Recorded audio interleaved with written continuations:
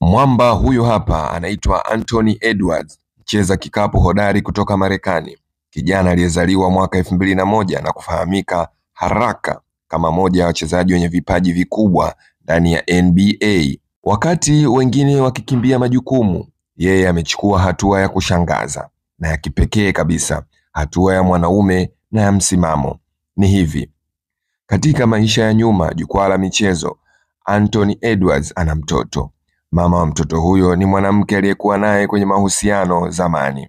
Katika hali ambayo kwa wengi huwa ni vuta ni kuvute ya kesi za mahakamani, pingamizi zisizoisha na malalamiko ya kila siku, Edwards ameweka historia ya kuamua kusuluhisha jambo hilo kiume, kwa njia ya kiungwana lakini pia ya kishujaa. Badala ya kukubali utaratibu wa kawaida wa kulipa kiasi cha $5,000 kwa kila mwezi kwa miaka 18 kwa matunzo ya mtoto, Anthony aliamua kufanya kitu cha tofauti kabisa. Akaleta kiasi kizima mezani, dola milioni 1.8. Ndiyo, unasikia vizuri. Ametoa dola milioni 1.8. Akamalizana mara moja na dhamira yake ya baba kwa mtoto katika kipindi cha miaka 18. Ni kama kusema, hii hapa, nimeweka kila senti ya matunzo ya mwanangu kwa miaka yote ijayo. Sina deni, sina mkanganyiko, sina maswali, heshima ibaki. Na katika tamko lisilo la maandishi lakini linalosikika kwa sauti ya mwanaume anayejiamini, Anthony ameweka wazi: ukizitumia vibaya hizo hela, usije kunipigia tena.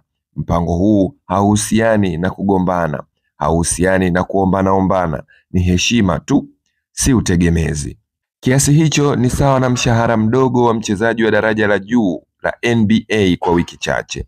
Lakini kwa Edwards si tu kuhusu pesa, ni kuhusu kuwa na uwazi na mipaka, kutokana na drama za maisha binafsi kuingilia na maisha ya kazi.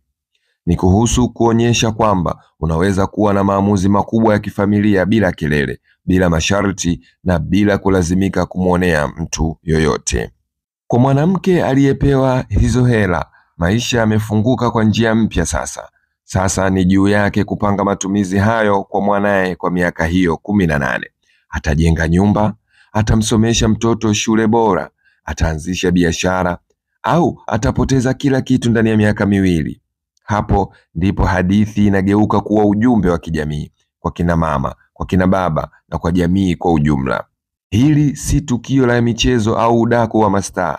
Hii ni sauti ya mwanaume kijana anayeonyesha kuwa anaweza kuchukua jukumu lake kwa njia ya heshima bila kashfa na kwa namna isiyoacha maumivu. Lakini pia ni onyo kwa wote waliopata neema ya bahati ya pesa.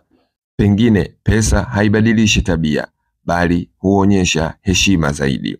Mambo mengine yanafanywa kiume sasa, kama hivi.